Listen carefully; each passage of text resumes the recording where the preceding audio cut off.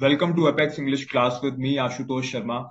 I have cleared every bank exam in my very first attempt with my own strategy.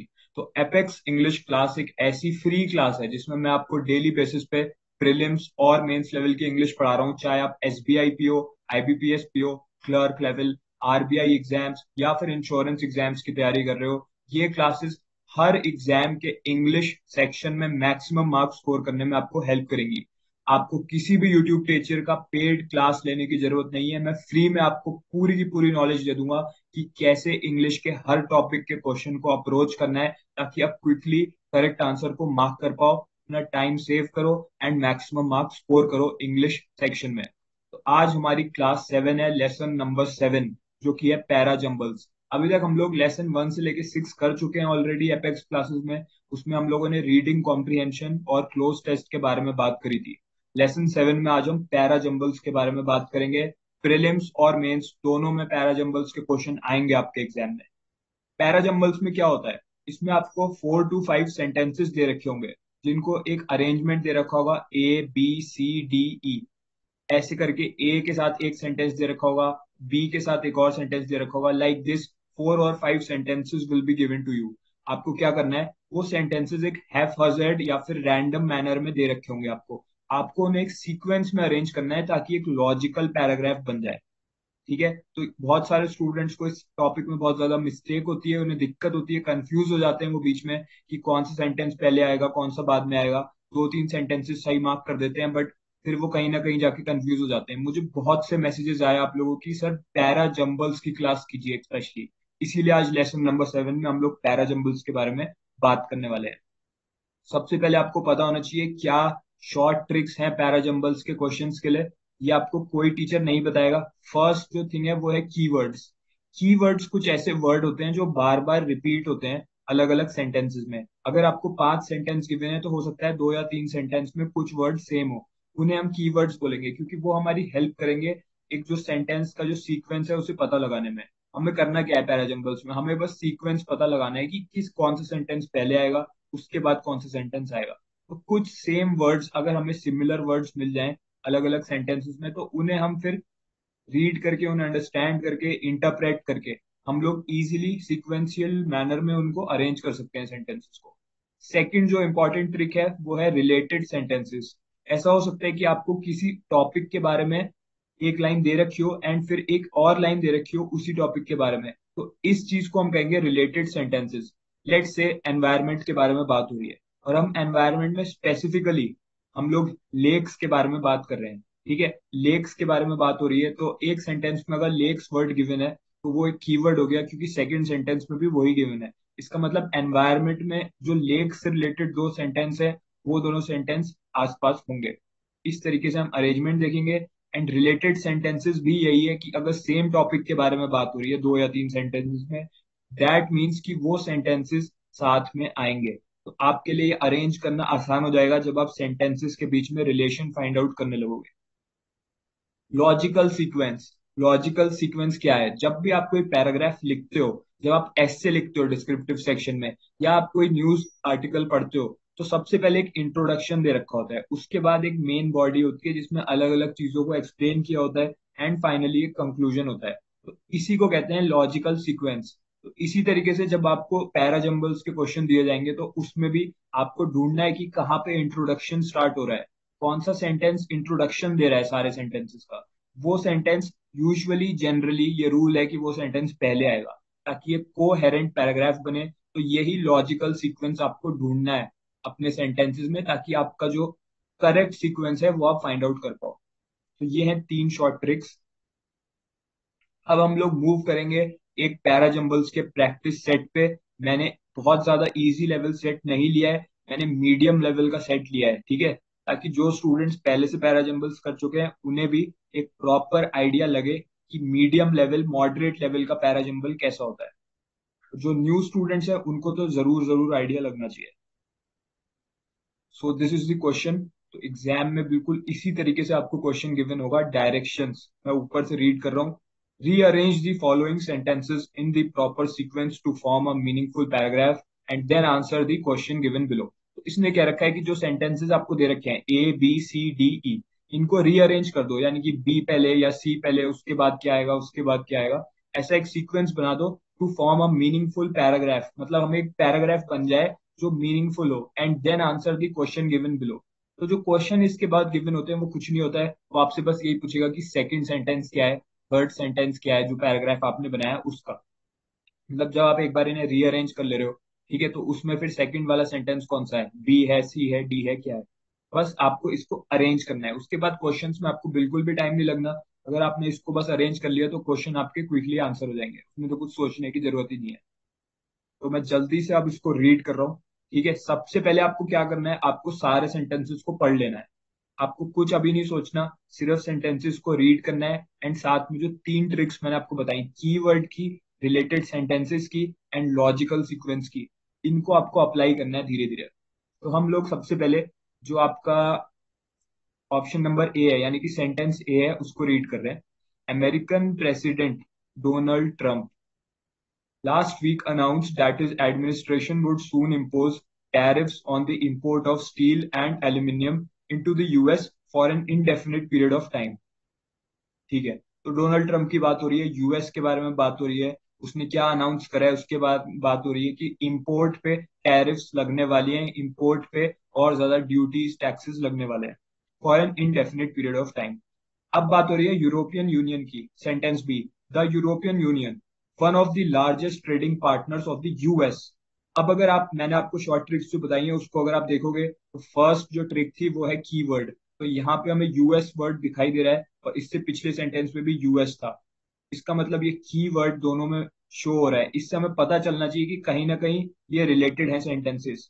Keyword और related sentences has since vowed to return the favour through retaliatory measures targeting American exporters. अब sentence को आप पढ़िए, logic ढूंढिए इसमें, third trick, logical sequence. European Union ने क्या करा, उसने वो करा है vowed to return the favour. इसका मतलब यूरोपियन यूनियन ने ये सोचा है कि अब हम लोग भी यही करेंगे जो अमेरिका ने करा, यानी कि यूएस ने करा, कि हम लोगों ने अपनी टैरिफ बढ़ा दी, तो अब इन्होंने कहा यूरोपियन यूनियन जो लार्जेस्ट ट्रेडिंग पार्टनर है यूएस का, तो वो भी रिटेलिएटरी मेजर लेगा, यानी कि अब वो भी अपनी टैरिफ बढ़ाएगा जो अमेरिकन एक्सपोर्टर्स हैं उनके लिए। तो ये एक कनेक्टेड सेंटेंस आपको पता चल रहा है, यूएस एक कीवर्ड है, दोनों में रिलेटेड है दोनों सेंटेंसेस। बट अभी हम कोई अरेंजमेंट नहीं करेंगे, अभी हम थर्ड वाले सेंटेंस को देखेंगे। After all they had learn their lesson from the global trade war of the 1930s which deepened and prolong the great depression, और सो इट वाज थॉट। क्या ये sentence option number C first sentence हो सकता है? नहीं, ये नहीं हो सकता, क्योंकि आफ्टर ऑल से कभी भी हमारा पैराग्राफ स्टार्ट नहीं होगा। ऑप्शन नंबर डी, यानी कि sentence number D, the EU यानी कि यूरोपियन यूनियन, फिर से ये एक और हमें कीवर्ड मिल रहा है, यूरोपियन यूनियन। जो सेकंड वाला सेंटेंस था उसमें भी यूरोपियन यूनियन की बात थी, बी सेंटेंस में और डी में भी। Is expected to come out with a list of over 100 items imported from the US that will be subject to scrutiny. तो अब हम बात कर रहे हैं कि ईयू क्या करेगा, एक्सपेक्टेड क्या है कि वो 100 आइटम्स की एक लिस्ट बना देगा। अब अगर आप ऑप्शन बी को देखो, यानी कि सेंटेंस बी को देखो, तो ऐसा नहीं लग रहा कि इसने जो कहा था कि रिटेलिएटरी मेजर्स ये करेगा, वो इसने एक्चुअली में ये क्या करेगा उसके बारे में बात हो रही है, यानी कि एक लॉजिकल सीक्वेंस है। अगर आप ध्यान से देखोगे, अपना कॉमन सेंस लगाओगे, तो ऑप्शन नंबर बी के बाद ऑप्शन नंबर डी आना चाहिए। क्यों आना चाहिए? क्योंकि बी के बाद ये बात हो रही है कि उसने क्या करेगा वो, तो वो एग्जैक्ट जो डेफिनेट चीज है वो बता रखी है यहाँ पे, कि लिस्ट ऑफ 100 आइटम्स जो इंपोर्ट होते हैं यूएस से, उसकी एक लिस्ट आने वाली है। तो ऑप्शन नंबर ए, बी और डी, अगर हम इन्हें अरेंज करना चाहें तो ये ए, बी और डी ऐसे ही अरेंज होंगे, ए, बी, डी। सी और ई के बारे में अभी नहीं पता हमें। World leaders did well to avoid protectionist trade policies in the aftermath of the great recession of 2008। ठीक है, तो ऑप्शन नंबर ई एक जनरल मैनर में बात कर रहा है, वर्ल्ड लीडर्स के बारे में बात कर रहा है, किसी कंट्री के बारे में बात नहीं कर रहा। और अगर आप इसे ध्यान से पढ़ोगे तो आपको पता चलेगा कि ये कहीं ना कहीं सब चीजों से रिलेटेड है। जो भी ट्रेड पॉलिसीज हैं उसके बारे में बात हुई है अभी तक, तो ये एक इंट्रोडक्शन दे रहा है हमें इस पैराग्राफ का, वर्ल्ड लीडर्स के बारे में बात कर रहा है।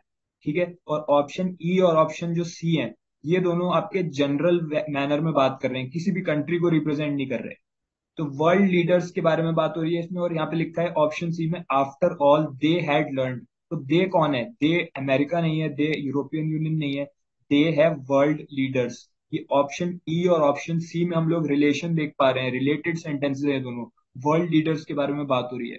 और वर्ल्ड लीडर्स कौन कौन है, जैसे कि अमेरिका एंड यूरोपियन यूनियन। जैसा कि मैंने आपको बताया, आपको लॉजिकल सीक्वेंस ढूंढना है। पैराग्राफ में हमेशा स्टार्टिंग में इंट्रोडक्शन होता है, जनरल मैनर में बात होती है। तो जनरल मैनर में बात कहाँ से स्टार्ट हो रही है? ऑप्शन ई से, वर्ल्ड लीडर्स से।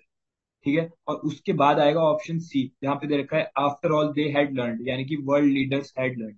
ऑप्शन ई, उसके बाद ऑप्शन सी, उसके उसके बाद ऑप्शन ए बी डी। तो जो करेक्ट सीक्वेंस इसका बन रहा है, मैं आपको पढ़ के एक बार बता देता हूँ। World leaders did well to avoid protectionist trade policies in the aftermath.